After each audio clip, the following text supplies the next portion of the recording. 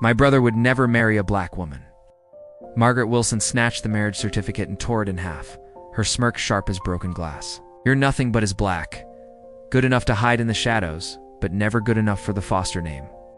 Faith stood frozen, powerless, as this billionaire's white family blocked her from her dying husband's hospital room. For 20 years, they had treated her like a dirty secret, no family photos. No acknowledgement, forcing her to pretend she was just the help while they flaunted themselves in penthouses and society pages. But what this racist, entitled family didn't know was that their black mistress had been recording every word. Every slur, every sneer, every subtle threat. And on his deathbed, Harrison had done something that would leave them speechless. He had given his hidden black wife 30% of his empire and 18 years of evidence, enough to obliterate the lives of the people who had dared to dismiss her. The woman they called, nothing was about to take everything.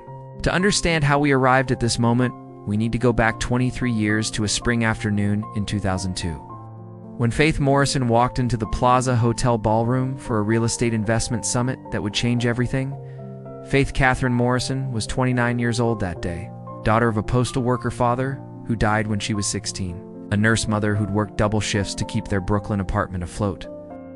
She had clawed her way to Columbia University on a full scholarship, graduated in the top 15% with a degree in business administration, and by 2002 had become a junior financial analyst at a mid-sized investment firm.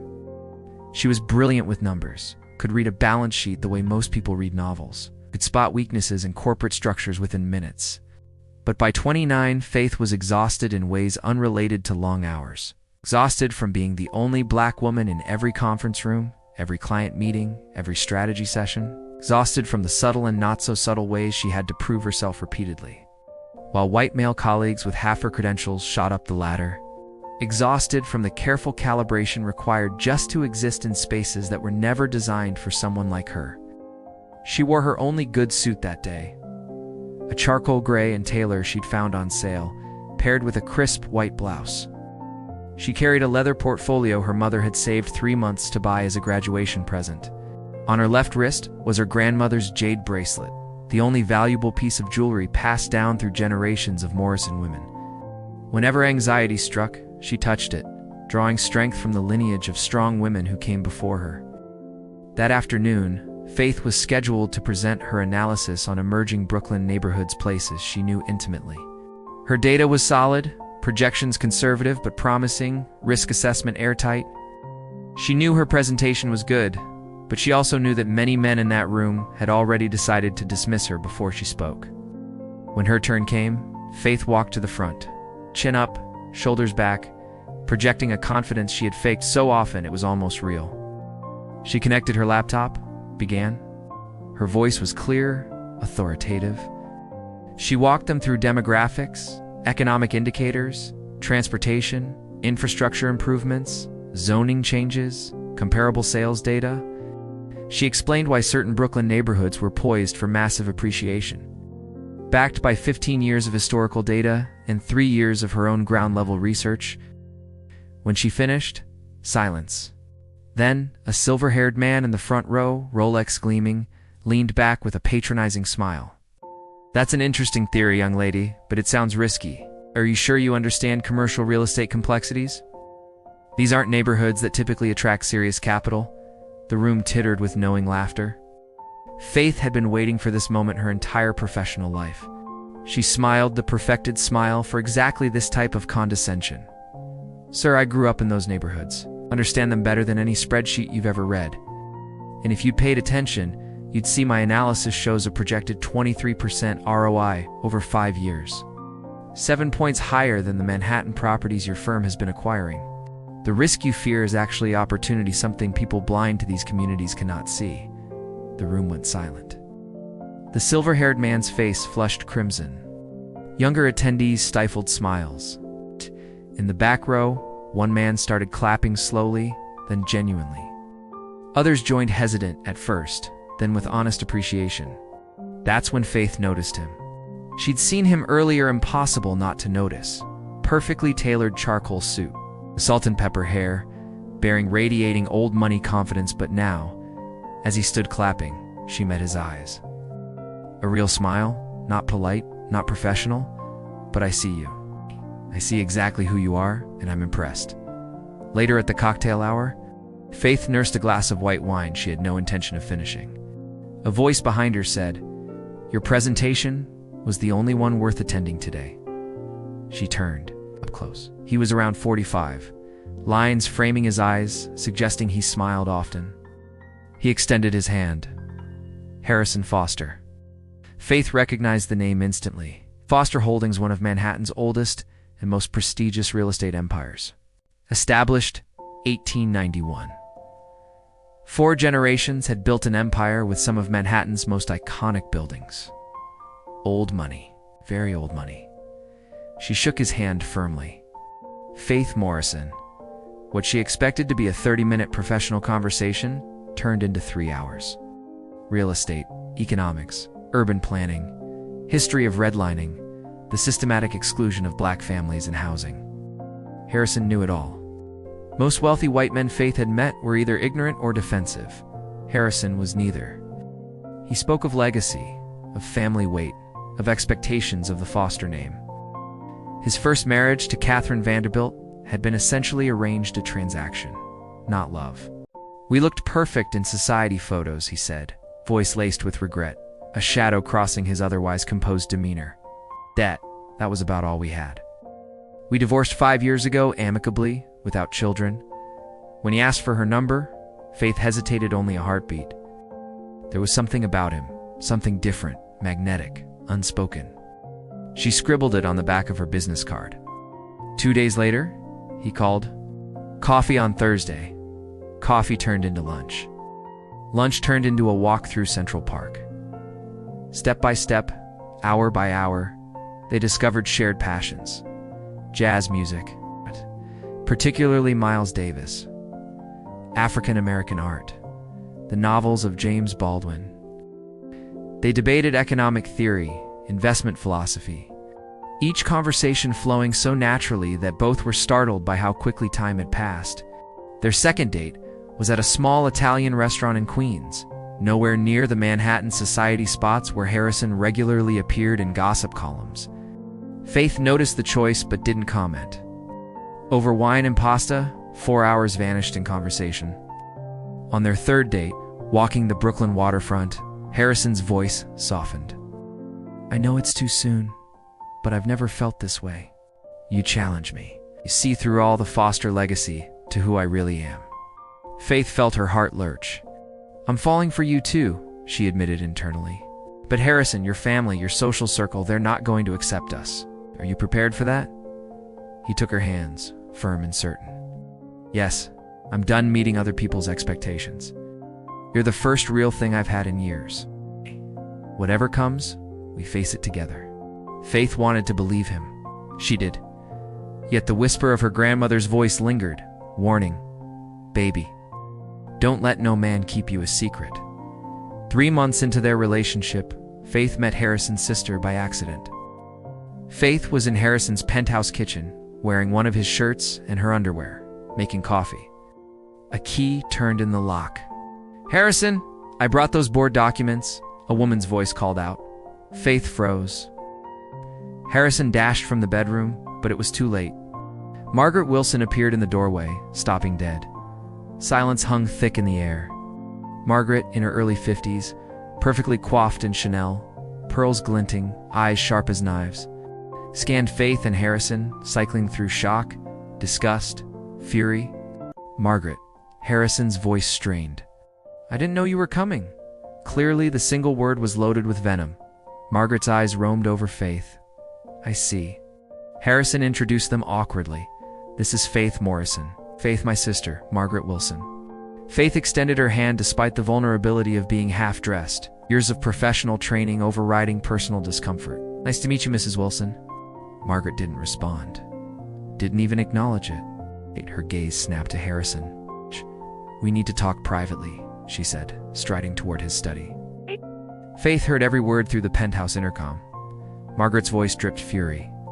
"What are you thinking? That woman in your home, wearing your clothes? Do you have any idea what this looks like?" Harrison's voice tightened. "I have a girlfriend." Margaret's pause said more than words could. Say it, Harrison challenged. She's completely inappropriate for someone in your position. CEO of Foster Holdings. Charity boards. Can't be seen with someone like that. Someone like what, Margaret? Say it. A long, venomous pause. Daddy would be mortified. The Foster name means something. You have a responsibility to that legacy. Faith pressed her hand to her mouth, listening as Harrison defended their love. She also heard the fear creeping into his voice, the repeated, "Give me time, I'll handle this." When Margaret finally left, Harrison returned to the kitchen, looking 10 years older. "Faith, I'm so sorry. What did she mean?" "Your father would be mortified." Faith's voice was calm, heart pounding. Harrison sank into a chair, head in his hands. "My family has very specific ideas about who I should be with. It's archaic, wrong. It's from a different generation. Different generation equals racist. Harrison, I'm not defending them, but my family, my company, it's complicated. Margaret controls votes on the board. I just need time to handle this properly." Faith felt a cold weight settle in her chest, but she loved him. "How much time?" "A few months. Let things calm down. Then I'll introduce you properly. Promise." Faith heard the word promise and felt the first crack in her foundation. That night, after Harrison fell asleep, she opened a new document on her laptop. Documentation timeline. She didn't know we couldn't explain it, but instinct for self-preservation compelled her. She began recording dates, conversations, promises. Over the next year, their love deepened, hidden from the world. Harrison was attentive, generous, intellectual, yet he never introduced her to family, never attended Manhattan galas with her. At work dinners, she remained Faith Morrison, financial consultant. Queens, Brooklyn never, Manhattan society. Faith meticulously documented broken promises, excuses, soon and after this next thing. She saved messages, journals, photographs of documents. Survival, not betrayal, guided her hand. 14 months in, Harrison proposed at his Hamptons cottage. Sunset, ocean, pink and gold. Perfect. Antique ring in hand, he whispered. "Faith Catherine Morrison, you've changed my life. You've made me braver, better, more honest. Will you marry me?" Beauty, belief. Yet she asked, "When do we tell your family?" Harrison's joy dimmed slightly. "Soon, right after the board meeting next month. Corporate restructuring. Margaret's vote is crucial. Then I'll tell everyone. I promise." Faith heard promise and felt her heart sink. That night, she added to her timeline, Promise 1. Tell family after board meeting. Engagement date, July 12, 2003. They married 3 months later, Tuesday afternoon at City Hall. Faith wore a simple cream dress. Her mother, best church suit, worried expression. 2 friends stood witness. No one from Harrison's family, no one from society. "We'll announce at Thanksgiving," Harrison promised. "So we can marry without the circus of a society wedding." Faith's mother hugged her, whispering, "Baby, a man who loves you wants the world to know." Faith remembered. She documented. Married October 15, 2003. City Hall. No family announcement. Promise number 2. Thanksgiving revelation. Thanksgiving came. No announcement. 2 weeks before the holiday, Margaret suffered a minor stroke. Harrison came home ashen-faced. "We can't announce now. If the doctors say any stress could cause another stroke, she's my sister. I can't risk her health." Faith understood. She truly did. "After she recovers, then Christmas?" "Yes, Christmas, I promise." Faith wrote it down. Promise 3. Christmas announcement. Margaret stroke. November 12th. December arrived. So did a hostile takeover attempt at Foster Holdings. A rival firm launched an aggressive bid. Harrison worked 20-hour days. The battle consumed him for 6 relentless weeks. Foster Holdings survived, but the family announcement didn't happen. First of the year, once things stabilize, I promise. On New Year's Eve, Faith sat alone in Harrison's penthouse, watching fireworks explode over Central Park, quiet tears sliding down her cheeks while Harrison worked downtown. She added to her journal, Promise number 4, New Year announcement broken. 1 year married, 0 family acknowledgement, Their second year of marriage followed the same pattern. Faith moved permanently into the penthouse, but building staff assumed she was his assistant. At company events, she remained Faith Morrison, financial consultant. She wore her wedding ring on her right-hand ear to explain away. At charity galas, when anyone asked Harrison if he was seeing someone, he'd shrug. Nothing serious, while Faith stood 10 feet away, pretending to study a painting. Every broken promise was meticulously documented. Faith no longer did it consciously, it had become habit. Every text saved, every overheard phone conversation noted, every financial document copied when Harrison left papers out. She was building something, though she didn't yet know what. Year 3 brought a seismic shift. Faith discovered she was pregnant. Weeks of exhaustion, morning nausea, the signs had been there. The positive test left her sitting in the bathroom for an hour, staring at it, a baby. Their baby. A child who would force everything into the open. When she told Harrison that evening, his face cycled through emotions with rapid precision. Surprise, joy, wonder, then almost immediately, panic. Faith cut him off. "How do we explain this? How do we hide a baby?" "That's not what I meant," he said. "Yes, it is. You're about to ask how we explain a baby when no one knows you remarried?" Harrison sank heavily into a chair, head in his hands. "This is wonderful news. I'm going to be a father, but the timing. There's never good timing, Harrison. There's always a board meeting, a crisis, something with Margaret. At some point, you have to choose.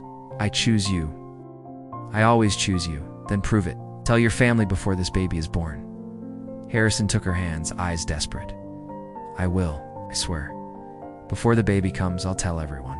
Our child will never have to hide." Faith wanted to believe him. She wrote it down anyway. Promise number 5. Public announcement before baby arrives. Pregnancy confirmed November 2nd, 2004. Sophia Catherine Foster was born January 8th, 2005, after 16 hours of labor. Harrison was there every second, holding Faith's hand, tears streaming as the doctor placed their daughter in his arms. "She's perfect," he whispered. "Absolutely perfect." They named her Sophia, for wisdom. Catherine, after Faith's mother. She had Harrison's eyes and Faith's cheekbones. Harrison held her for ours, a tiny human who was half him, half the woman he loved. But Harrison's family still didn't know about the marriage, the baby, or anything at all. The week Sophia was born, Margaret sent Harrison a birthday gift, an antique christening gown, passed down 5 generations of Fosters. The card read, "For when you finally give me a niece or nephew to spoil. Love, Margaret." Faith found the gown in the closet a week later, read the card, looked at her sleeping baby. Something inside her hardened. She photographed the gown. The card added them to her files. Margaret's gift, sent 3 days after Sophia's birth, was impossible to use or explain. Faith's mother came to stay for 3 weeks, helping with the baby, cooking, cleaning. One night, Faith found her quietly crying over tea. "Mama, what's wrong?" Catherine looked up, eyes tired, sad. "That baby in there, she's beautiful, perfect. But she's growing up without her father's name, without his family, without half of who she is. Harrison loves her. I'm not questioning that. I'm questioning his courage. How long are you going to let this go on?" Faith had no answer. That night, she started a new section in her documentation. Impact on Sophia. She began recording everything. School forms listing Harrison's name, his absence at events, birthday parties attended only by Faith's family. Sophia's first birthday was small. Faith's family and close friends. Harrison came for an hour, played, sang, cut the cake, then left for a business meeting. Faith watched him go, feeling something harden inside her. That evening, after everyone left, Faith reviewed the photos from the party. Dozens of shots of Sophia with Faith's family. Not a single one with Harrison. Not a single trace of him at their child's first birthday. She added them to her files, noting the absence with meticulous precision. Sophia's first birthday, 43 photos. Harrison in 0. When Sophia turned 5, Faith enrolled her in an exclusive private school. Harrison's name went on every form as father, but he never attended school events. parent-teacher conferences, plays, or science fairs. Other parents assumed Faith was a single mother. She saw the judgment in their eyes, sharp and unspoken. One day, Sophia brought home a drawing from art class. Your family. Faith, tall and central, painted in bright, confident colors. Sophia had drawn herself holding her mother's hand. And in the corner, so small Faith almost missed it, a stick figure labeled Daddy, tiny, tucked away, almost invisible. Faith studied it long and hard, then photographed it, adding it to her files. Sophia's family portrait, age 5. Daddy figure peripheral. Child's perception of family structure. That night, Faith gave Harrison an ultimatum for the first time. 6 months. You have 6 months to tell your family about us, or I'm taking Sophia and leaving. Harrison's face went white. Can't mean that. I've never been more serious. Our daughter just drew a family portrait where you're barely in the frame. She's growing up thinking her father is ashamed of her. I'm not ashamed. Then prove it. 6 months, Harrison. Harrison broke down, sobbing. They'll disinherit me. What? Force me out of the company. Everything I've built. So you'd rather inherit money than claim your daughter? That's not fair. None of this is fair. But I'm done waiting. 6 months. Harrison promised. This time, it would be different. He set a date. Foster family reunion, 4th of July weekend, Hamptons. Faith documented it. Promise number 44. Tell family at July 4th reunion. I came and went. A week before the reunion, a major scandal erupted. Foster Holdings property manager was accused of racial discrimination. The story made the Times. Harrison spent 70 hours a week managing the crisis. The reunion happened, but Harrison told Faith he couldn't risk adding controversy.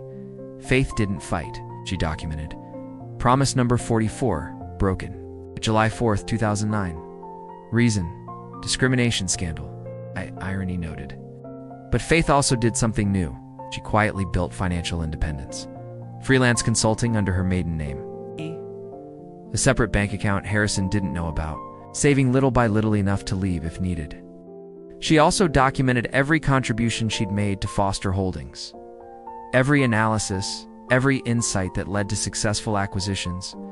She calculated her worth. If it went to court, she could prove she'd earned millions.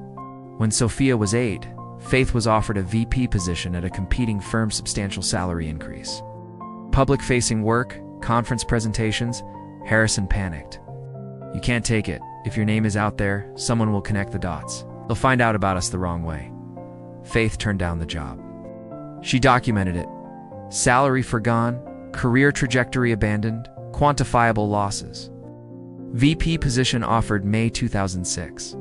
Salary $185,000. Career. Sacrifice number 1. Estimated lifetime earnings loss, $2.3 million. Their 10th anniversary arrived. 10 years married, still a secret. Faith had no career trajectory, no social life, no identity beyond Harrison's shadow. That night, she threw her wedding ring at him. I've given you everything. My career, my identity, my self-respect. And you've given me what? Harrison broke down again, admitting his cowardice. 1 year I'm restructuring the company. I'll have control of the board.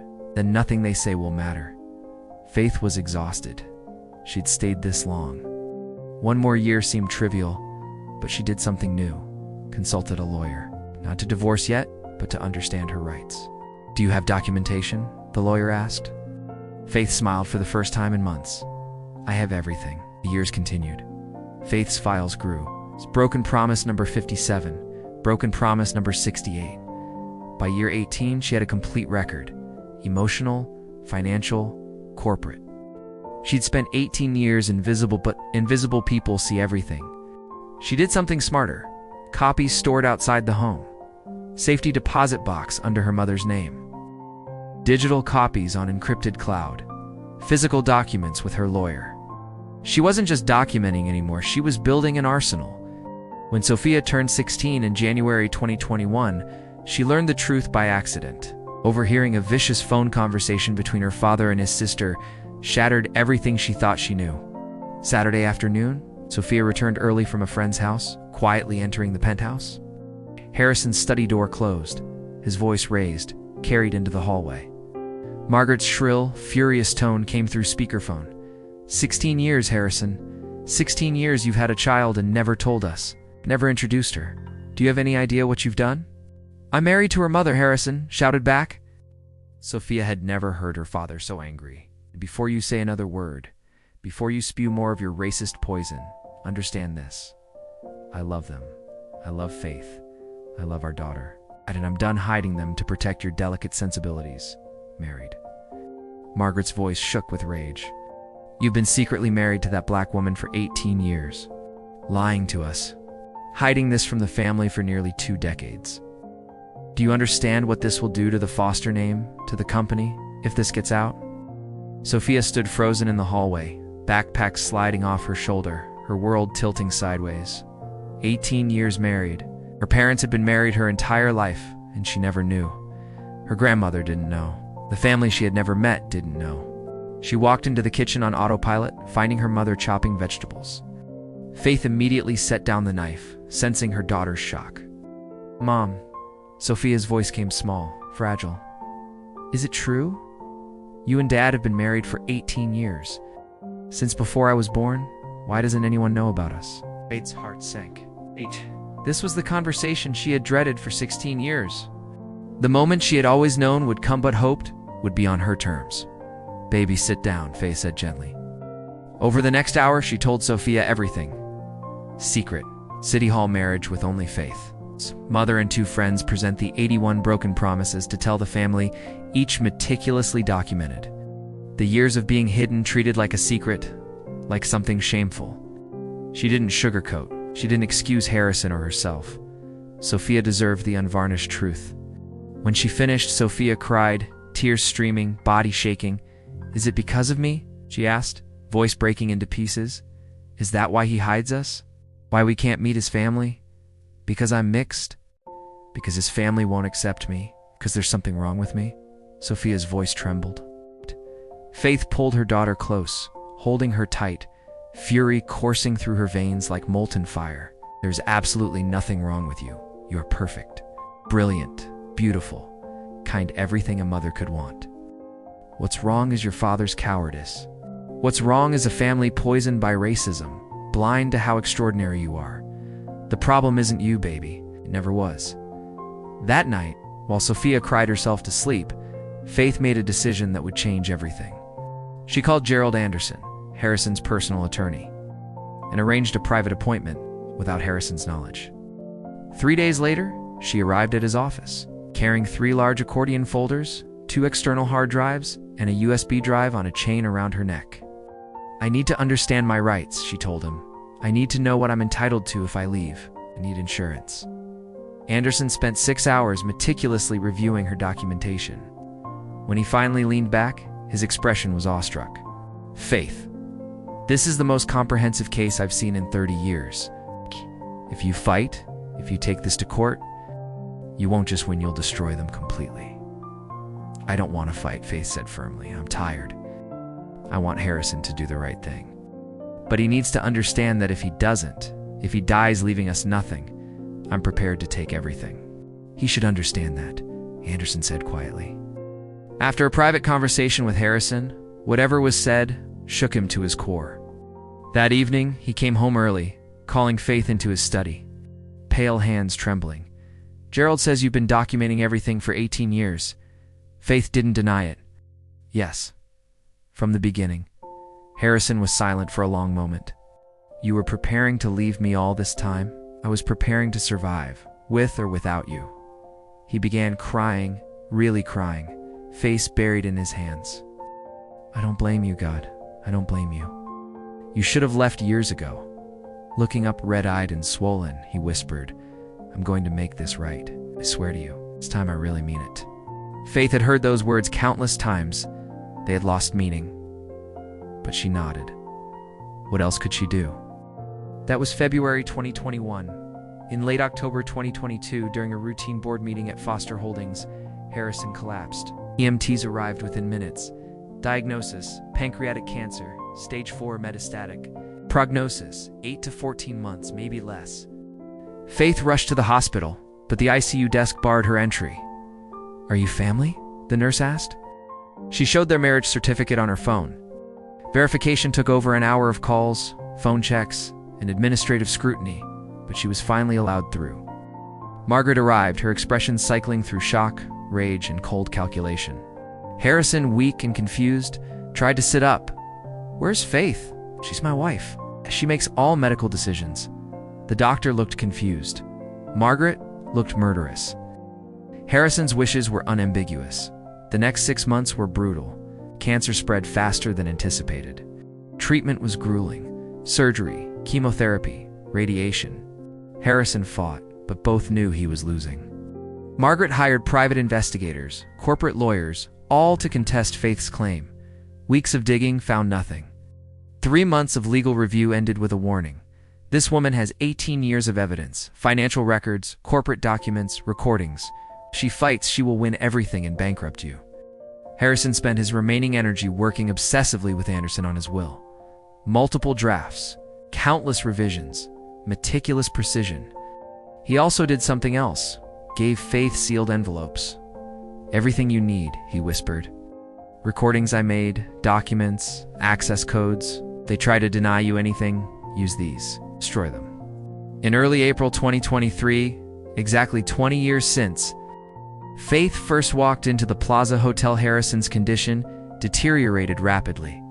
Hospice nurses warned, days, maybe hours. Margaret arrived that final afternoon with Charles and Patricia, already assuming control, already planning. She found Faith in the kitchen, preparing Harrison's medication. "We need to discuss arrangements. Funeral, estate. Charles has been in touch with our attorneys." "Get out," Faith said quietly, not looking up. "Excuse me?" said Get Out. "This is my home. He's my husband. You're not welcome here."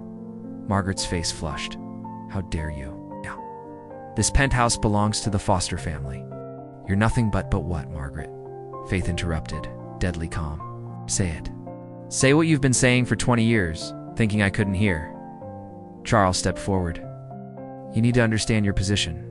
We're the legal family." Faith pulled out her phone, pressed play.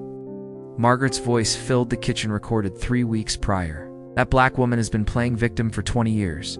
The second Harrison is gone, we'll throw her out. She and her mongrel daughter will get nothing, not a penny. We'll contest everything." Color drained from Margaret's face. Hands shook. "Where did you? How did you? I have 18 years of recordings like that," Faith said, stopping playback. "Would you like to hear more?" "I have the one where you called Sophia a half-breed mistake." "The one where you told Harrison you'd destroy him if he acknowledged us publicly." "I have 47 hours of you being exactly who you are." She walked toward them. They stepped back. Harrison was dying in the next room. His lawyers had his will filed and sealed. But Faith wanted them to understand something before he passed, while they still thought they had power. She dropped a folder on the counter with a heavy thud. "This is my documentation. 18 years of every broken promise, every contribution I made to Foster Holdings never acknowledged. I've calculated my worth, $43 million conservative estimate." She opened the folder. "This will leaves me 30% of Foster Holdings. That makes me the largest shareholder. Sophia gets 20% in trust. Margaret, get 1% and your $10 million bequest is conditional on publicly acknowledging us as family." Margaret could barely form words. "That's not," he already did. The will was filed. The recordings backed up in 5 secure locations. Faith stepped closer, her voice dropping to something icy and deadly. "And if you try to contest this, if you try to deny Sophia her birthright one more time, I will release every recording to every news outlet in New York. I will make sure that when people hear the name Foster, they think of the racist family that hid their black granddaughter for 16 years. I will destroy everything your father built." Patricia was crying. Charles looked sick. Margaret gripped the counter, shaking violently. "Here's what's going to happen," Faith continued. "You're leaving my home right now. You will let me and Sophia sit with my husband in his final hours without your presence. And when Anderson calls you for the will reading, you will sit there quietly and accept what Harrison decided. Because the alternative is that I burn your entire world down." She held up her phone. "The woman you spent 20 years calling nothing is about to take everything, and there is not a single goddamn thing you can do about it." Margaret opened her mouth, closed it. For the first time in 20 years, she had no words, no power. Faith's voice was ice. "Get out of my house." They left without another word. Faith stood in the kitchen for a moment, hands shaking now that the adrenaline faded. She took a deep breath, steadied herself, picked up the medication tray, and walked back to the bedroom. Harrison was awake, eyes open, breathing shallow. Sophia sat beside him, hand in his, tears streaming. "Oh, my warrior," he whispered. Faith sat, took his hand. Sophia took the other. The three of them sat together as afternoon faded into evening. Harrison died 3 hours later at 7:46 p.m. on April 15th, 2023. Exactly 20 years after that spring day in 2003, when Heidi first told Faith her presentation was the only one worth attending. He died holding both their hands, eyes moving between them. His last breath was a whisper. Maybe I'm sorry, maybe I love you, or both. He died knowing he had finally done something right. He'd given Faith the weapons to fight his family, to protect Sophia, to win. Margaret had seen it in Faith's eyes that afternoon, the absolute certainty. The readiness to destroy everything with 18 years of documentation, recordings, and evidence. Harrison died knowing Faith and Sophia were protected. Not because his family would do the right thing, but because Faith had the power to force them to. Sometimes love means giving someone the weapons to destroy your enemies, even when your enemies are your own family. He had been a coward for 20 years, but in the end, he'd been brave enough to arm the woman he loved him. That was enough. 3 days later, they gathered in Anderson's conference room. Margaret's attorney Richard Whitmore beside her, Charles and Patricia Wilson, and 3 other family members, everyone who'd ignored Faith for 18 years now forced to see her. Anderson began. Faith interrupted. "Actually, before we start, I'd like to say something." All eyes turned. Faith opened her laptop, connected it to the screen. "For 18 years, this family pretended I didn't exist. Pretended Sophia didn't exist because acknowledging us would be uncomfortable." First slide, their marriage certificate.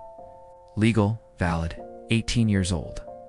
Next, Sophia's birth certificate. Harrison James Foster, listed as father 16 years ago. Next, the christening gown Margaret sent, asking when Harrison would give her a niece or nephew. She had sent it while Sophia slept 20 blocks away. Margaret's face drained of color.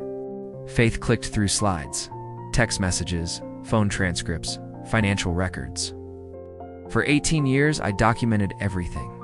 Every broken promise, every time you pressured Harrison to hide us, every racial slur you thought I couldn't hear."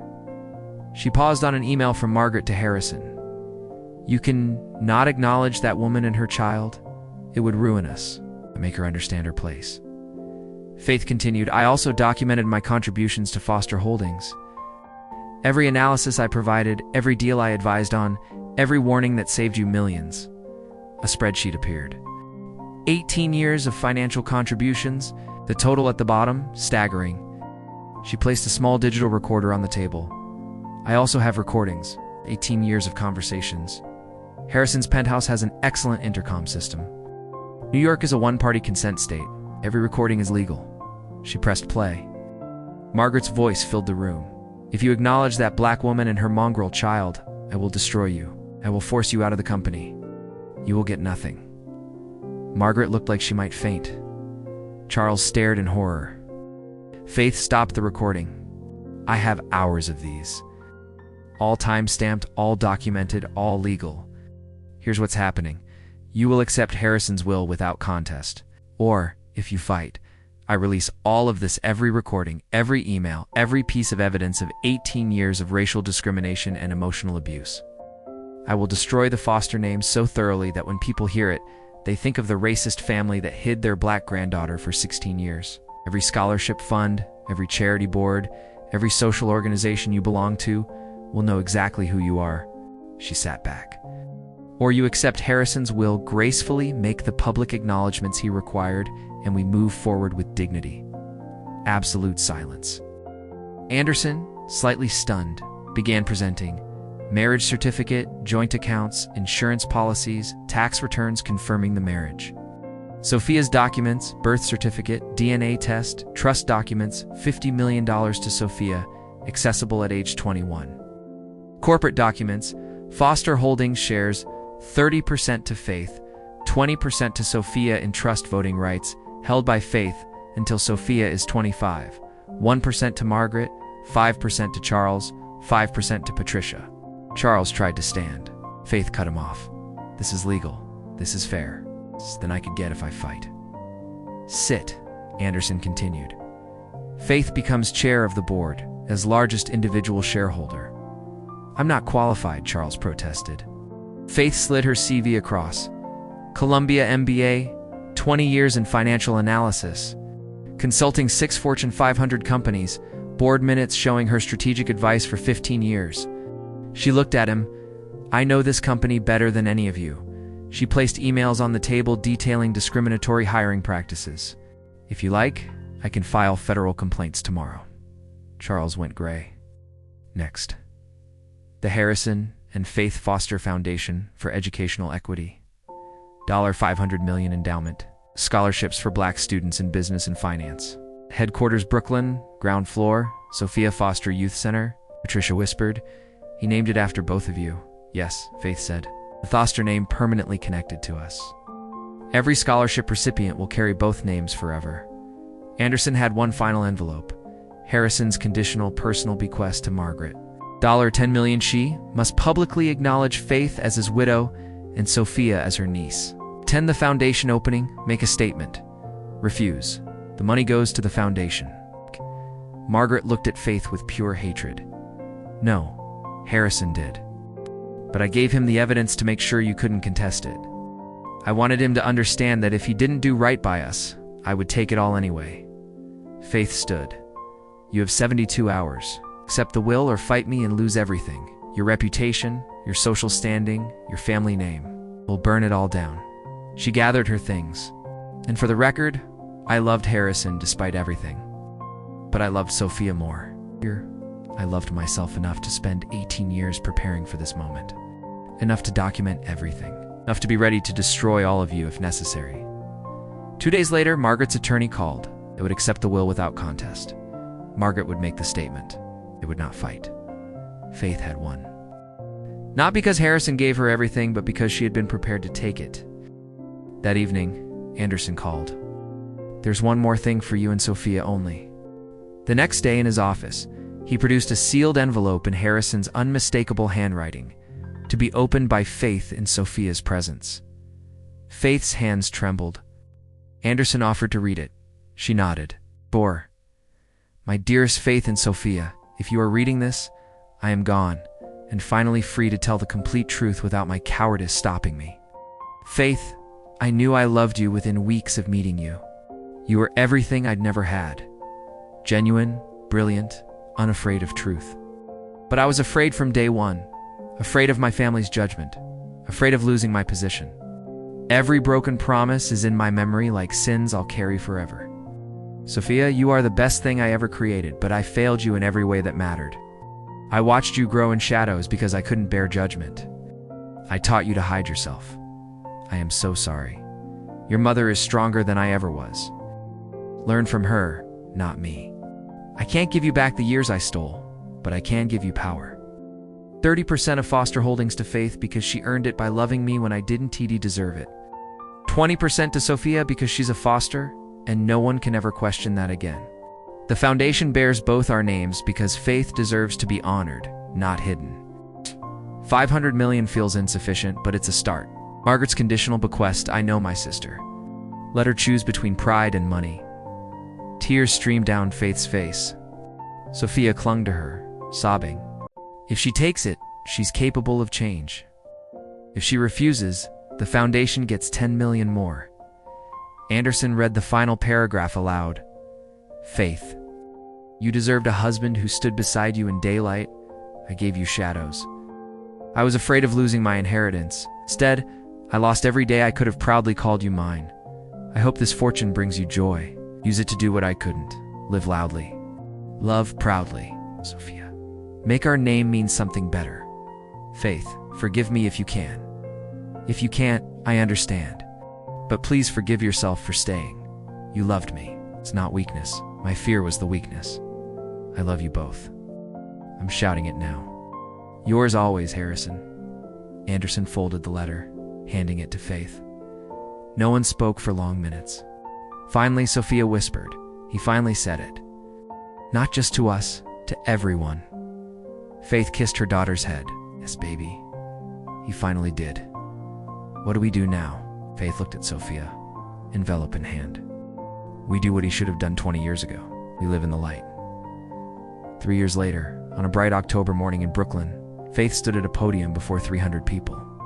The building behind her gleamed, the Harrison and Faith Foster Foundation for Educational Equity. Faith, 55, silver hair natural, bearing confident, navy suit, grandmother's jade bracelet, radiated authority. Beside her stood Sophia, 21, brilliant, fierce, soon starting Yale Law School. Faith looked out at the crowd. Community members, educators, politicians, press. In the third row, Margaret Wilson, Patricia Wilson Davis, Charles Wilson. Present nod. Warmly, but consistently. Acknowledging, Faith began. 3 years ago, I sat in a conference room and made a choice. I could accept what was offered or fight for what was owed. I fought not just for myself, but for my daughter. For every woman told to be grateful for scraps. For every child hidden. Justice required courage. It required 18 years of documentation. It required being willing to burn everything down to rebuild it better. Sometimes that's what justice takes. She introduced 30 scholars, brilliant young people receiving full scholarships. After the ceremony, Margaret approached. Awkward, tense, but shifted. The scholars are impressive, Margaret said. They are. I'd like to increase my donation, double my endowment contribution. Faith studied her. Why? Because Harrison loved you. Because Sophia is remarkable. Because I wasted 20 years on Pride and Prejudice. Because you were right about everything. This is my apology. Insufficient, but real. Faith nodded slowly. I accepted on one condition. What? Dinner. Once a month.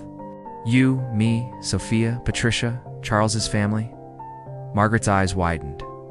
You'd want that? Sophia deserves to know all her family, even the complicated parts. I'd like that. Later that evening, Faith and Sophia sat in the foundation office. Walls covered with photos of 300 scholars over 3-year students at Harvard, Yale, Stanford, MIT. Corporations had matched the endowment for more times that day. We're expanding to 50 scholars next year. 2030 we could fund 100 annually, Sophia said. Faith smiled. Her father gave us the tools. We built this. Sophia hung a new photo. The Foster family together. Margaret, Patricia, Charles, Faith, Sophia. Not close, but present. Do you think he knew you'd fight? But he also knew, in the end, he trusted I would protect us. Through the window, children streamed into the youth center for Saturday programs. Faith touched her grandmother's bracelet, worn smooth from decades of anxious touches. Sophia wore Harrison's pocket watch as a necklace. Old shame transformed to pride. Harrison Foster spent 20 years hiding love, afraid of judgment, afraid of conflict, afraid of losing power.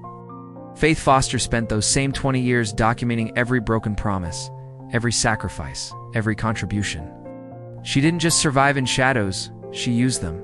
She saw everything, heard everything, recorded everything. And when the moment came, she didn't ask for justice. She demanded it with evidence, with leverage, with absolute willingness to destroy everything if necessary. She got acknowledgement. She got inheritance. She got her name, not because Harrison gave it to her in death, but because she was prepared to take it. The Foster name would never mean the same thing again. It would mean justice delayed, but delivered. It would mean a woman who refused invisibility. It would mean that the person you underestimate, dismiss, or hide in shadows, the person who sees everything, documents everything, prepares for everything, can rise, take what's theirs, and redefine the world around them. Faith Foster lived in shadows for 20 years. But when the light came, she didn't just step into it. She seized it with both hands, with 18 years of evidence, with the certainty she'd earned every single thing. That was what left them speechless. Not just inheriting, not just fighting, not just proving. but commanding the world to recognize what had always been rightfully hers.